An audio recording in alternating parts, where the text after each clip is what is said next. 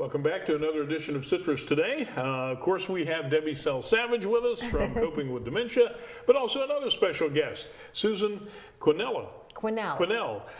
She is the program director of Friends of the Citrus and the Nature Coast. Correct. And we're going to talk about, of course, dementia, but also Friends of Citrus and the Nature Coast and what you offer to folks out there who are dealing with grief and these kind of things. And this last year, we've had a lot of that. As people have passed away from COVID or different things, there's things that they have to cope with, right? Absolutely, absolutely. And that makes it tough. But first, you've got a dementia Q&A, a question and answer that's coming up. Yeah, you know, Friends of Citrus and the Nature Coast, we have done several workshops with them and with their employees, so they're dementia friendly. They have some dementia awareness, and so they have education components that they do every year, so every month I should say. So we decided instead of doing our full ABC of dementia, let's do a Q&A. See if we can get people to come in and just talk about some of the misnomers about dementia, and there's a lot of them. So we'll just have kind of a casual open discussion. We'll talk about some brief overviews, and we'll have lots of material there for someone to take back. But it's open to the public and those with dementia. What is the most common question that you get at one of these? Well, one of the common questions that we get, and we don't usually get that right off, is it genetic or hereditary? And we almost make it through, and so there's a right answer, or I should say the correct answer, but it's a little bit more than that. Right. But a lot of times they don't realize all the things that they're losing. They think it's just memory. And it's way more, as we've talked many times, and you've experienced it in your family, it's way more than just memory. Yes. So I think once they find that some of the behaviors that they see from their person has really a reason for it, I think they start to understand the disease a little bit more. So more than just memory. Right. Yeah. Right. We've talked about caregivers many times of dementia patients, Alzheimer's patients, and because they're doing that care process for a long period of time, in most cases, they become even closer to that person, must make it harder when that person does come to the end of life, right? They lose their meaning and purpose in life because they have devoted their time, their energy, their love to taking care of this person. And when they're gone, they don't know what to do. They don't know what to do with themselves. They don't know what their purpose is anymore. So their grief is complicated. It's much more complicated. Yeah. And I think it's taken lightly too, because I can tell you in my experience, and I was just sharing this with Susan, when Albert passed away in 2010, I had it convinced in my mind, I've already been preparing. I've gone through it for 6 years, this whole journey of dementia. I'm done. I'm ready for it. I wasn't close to ready. Yeah. I needed that next component as our caregivers need support groups as they're maneuvering through the journey. We ourselves need grief support to finish out that journey, to give us a purpose, to figure out that there is a reason for me to still be here without that person. It's good that we have an organization such as yours within our area to help with this process. And it is a process. It's not fast either, is it? It is not fast. Everybody moves at their own pace through grief and loss. And at Friends of Citrus, we provide services for everyone who has suffered a loss, anyone who has suffered a loss, children and adults.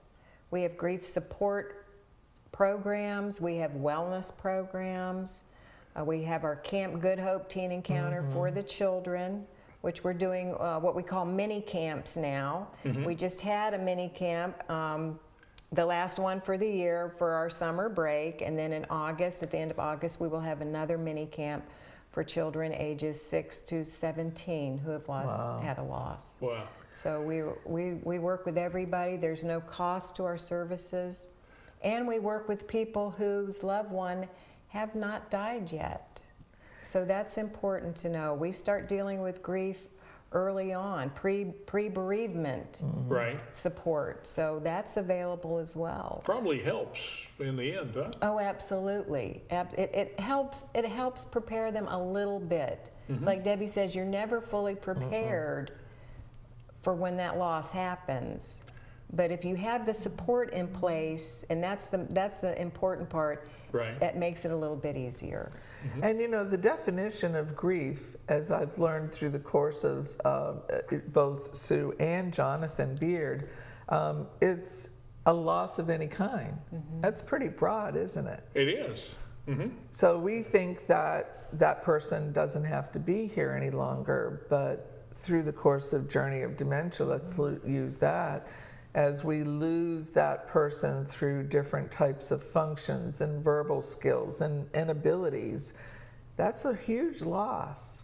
Yeah. Huge loss for our folks. So, you know, working in the community and being able to refer people to other community organizations in our county is really needed. We want people to be able to find that support to manage, because if they don't, it's a really long journey for Yeah, them. it can be.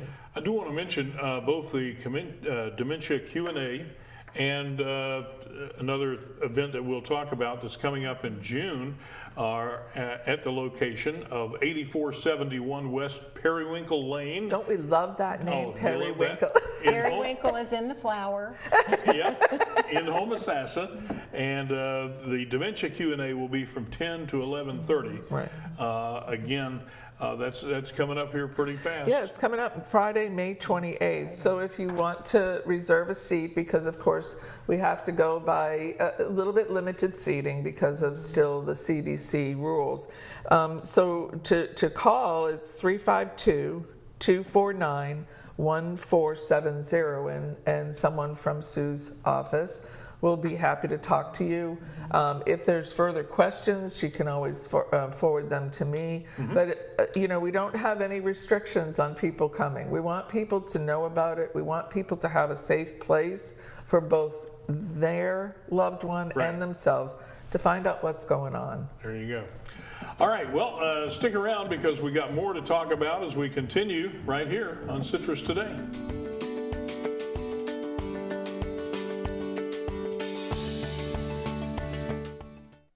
Hi, my name is Jonathan Beard, and I'm the Community Education Manager here at Friends of Citrus and the Nature Coast.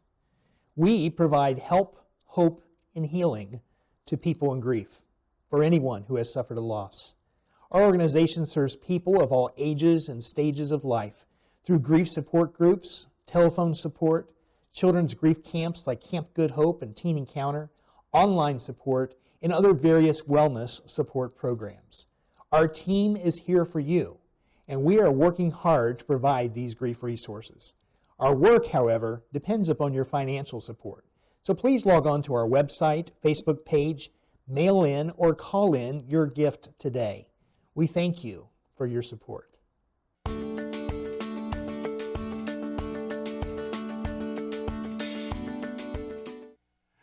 Once again, on Citrus Today, Susan Quenelle. She is Program Director for the Friends of Citrus and the Nature Coast, who's joining us today, as well as Debbie Savage, and with Coping with Dementia. Now, we mentioned the Dementia Q&A that's coming up. You'll want to be there Friday. That'll be from 10 to 11:30 at the Friends location, their education center, I got to say that, Right. at 8471 West Periwinkle Lane. Had to say that again. In Homosassa, okay?